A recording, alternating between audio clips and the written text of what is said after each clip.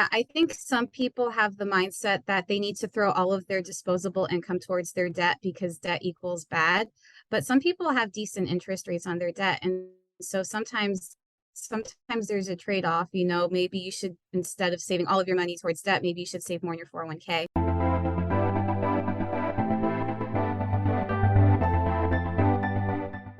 Welcome to Financially Savvy in 20 Minutes, a podcast hosted by me, Natalie Torres Haddad, an international award-winning author, two-time TEDx speaker, and investor, along with Vera Egley, an investor, sales, and marketing pro, and multi-language podcaster. We will share the tips and tricks from interviews with self-made entrepreneurs, leaders, and those who have attained financial freedom while learning financial literacy in multiple languages. Hello. Welcome to Financially Savvy in 20 Minutes. I'm Natalie Torres Haddad, and I'm here with the lovely Vera Egley. Hello, Missy. Hi. Super excited for this one. Oh my gosh. Yeah. You and I are just like, off the seats. And those that, if you're watching this in the video, you can see why we're excited. Today is actually a very special guest because of what we've been seeing almost every single day, if not on the news, social media, the talk about dealing with our student debt, whether you've been out of college for 10, 20 years, 5 years, or recent grad. These are all the questions that many of us are already thinking. So we are really lucky to have her today. And I'm going to go from her wonderful bio here. One of the things about having Sims here is that Sims she holds a CFP and a CSLP designations from the University of Pennsylvania. She lives in Hampton Roads, Virginia, with her husband, and they enjoy hiking, food, adventure, spending time, loved ones. Had to put that in because Vera and I are all about that. Yes.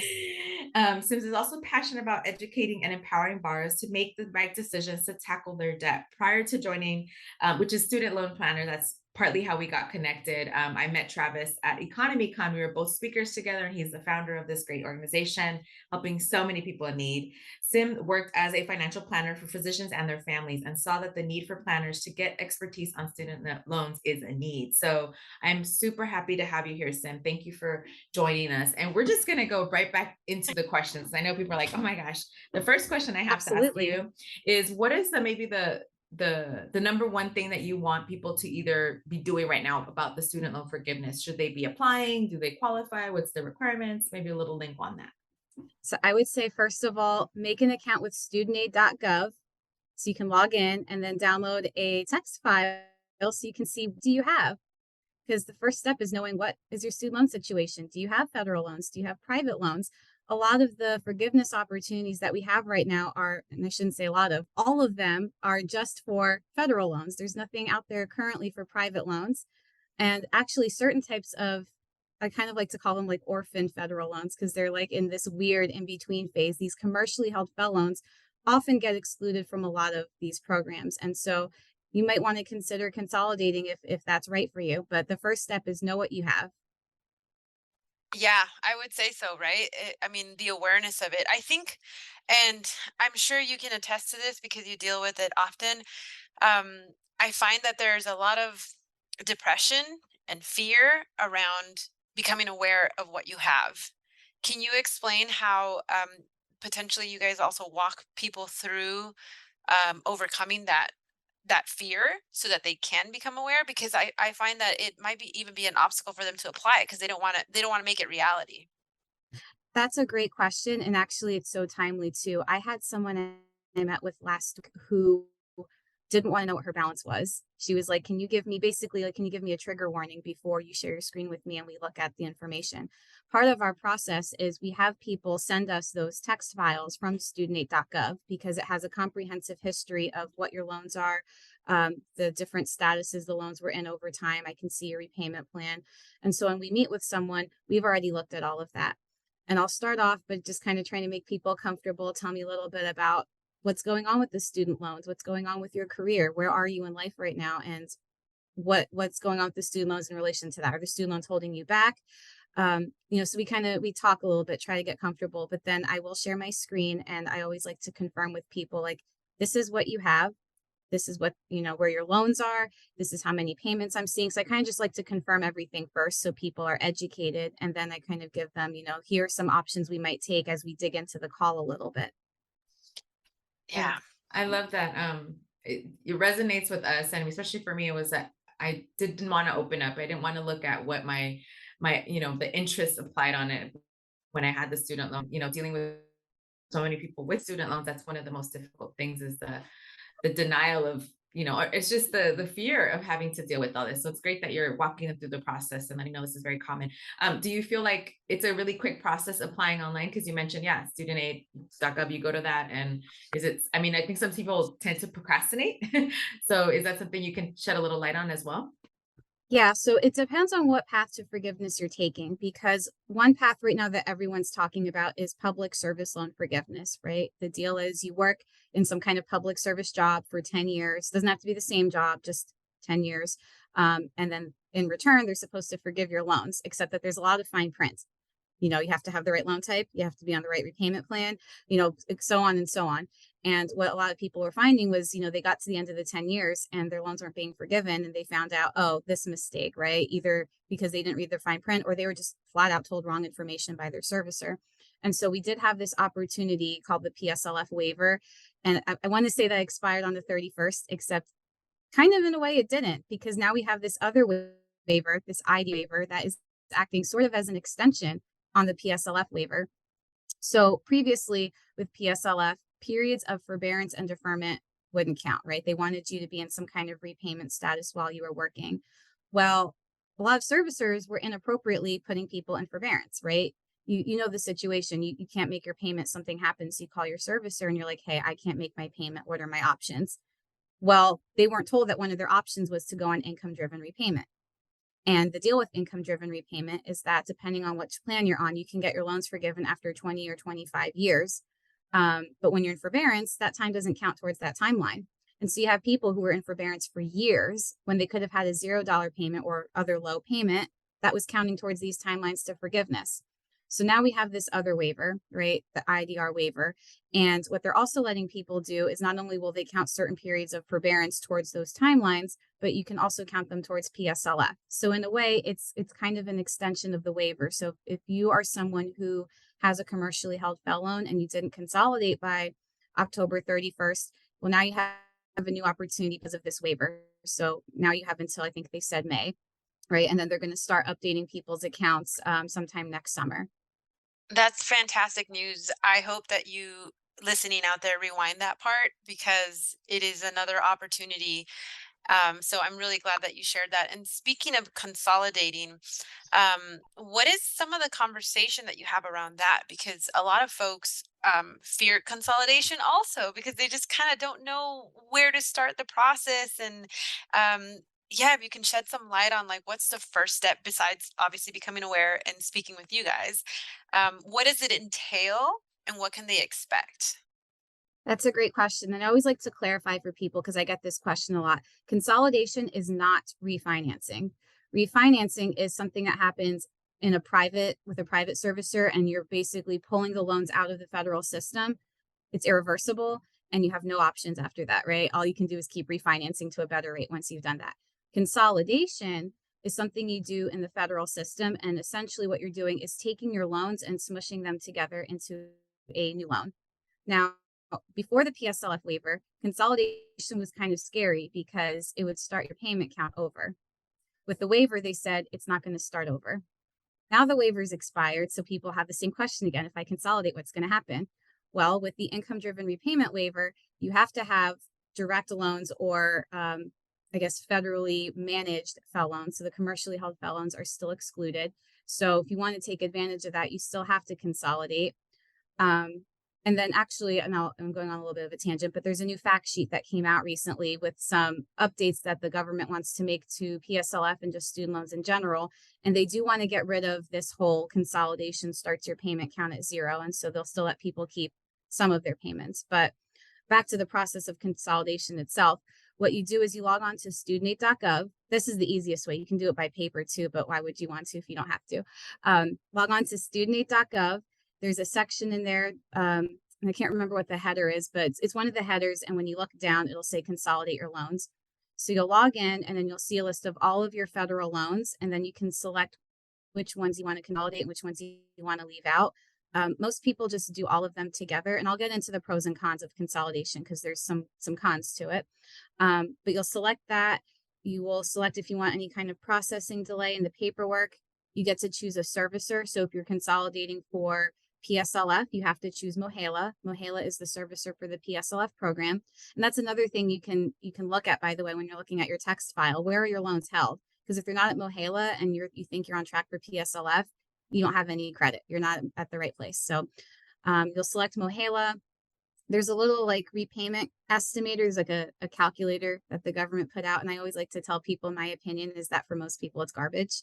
Um, no offense. I I'm agree. I biased. agree. I'm biased towards our calculators at Student Loan Planner. I think that they're a lot more accurate because we look at a lot more information, like your AGI. We do like income projections. We talk about, hey, you're single. Are you thinking about getting married? What does your significant other earn? I ask questions like that. What state do you live in? But anyways, so the consolidation will ask you that. There's going to be like a repayment estimator. Scroll all the way to the bottom and select the repayment plan that you would like.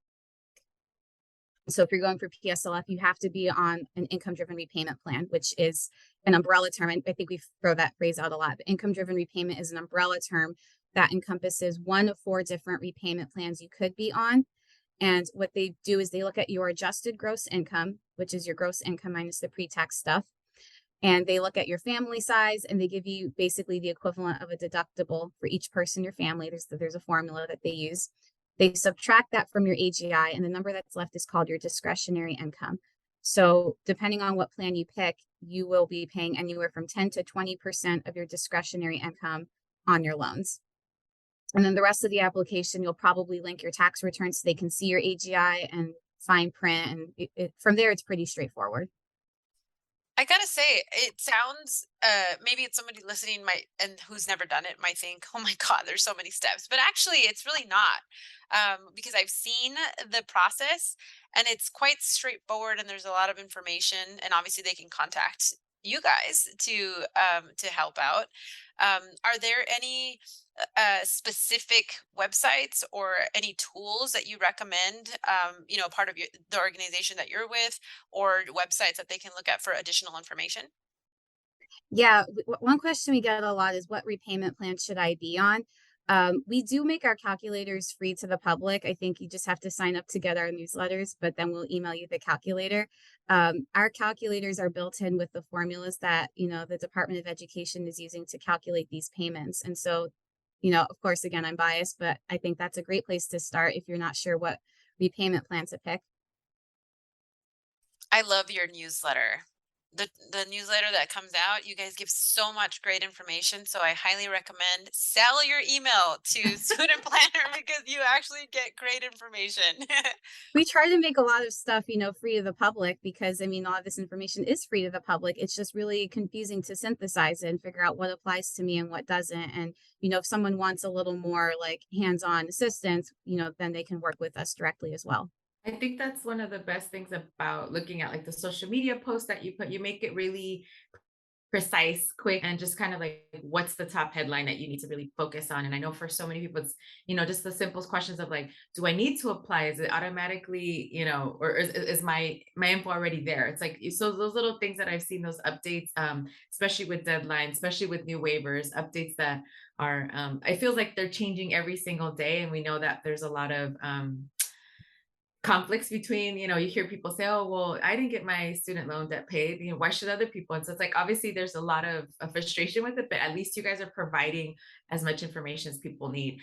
Is there something that you see there's a common mistake? Obviously you talked about consolidation, which is really key in the forbearance, but is there a mistake that you commonly see with people trying to figure out their finances, whether it's trying to save some money towards a car instead of paying their student loan? Is there something that you guys recommend, having people be able to have a balanced life, but at the same time still dealing with their student debt?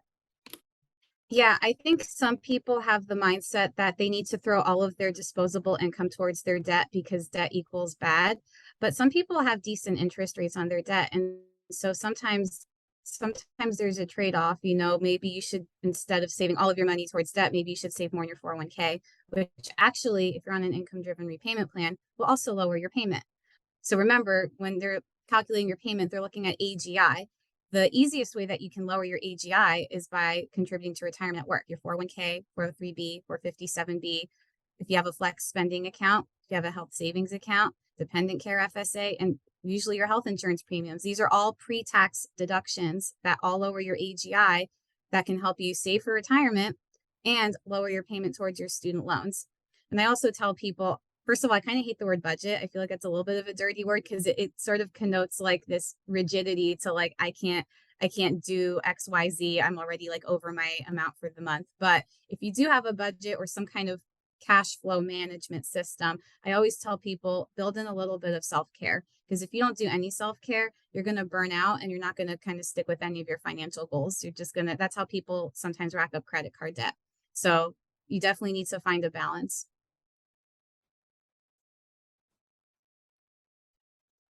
That's fantastic that you added that. I don't think that I've heard anybody actually really focus on that. Um, and if I'm, no offense to anybody who talks about budgets and stuff out there on the social media world, or they're going to come down on me like, hey, I say it, but that you actually pointed it out to have something in your cash management flow for self-care. Because especially, I mean, so many of the things you said were like triggered old emotions in me, because been there, done that. And it was just so scary, especially, my family was born in Mexico. So I was the one having to really navigate through the waters of financial aid myself. And it was really terrifying, to have to understand and be signing documents where at 18 years old, I didn't realize I should read the fine print.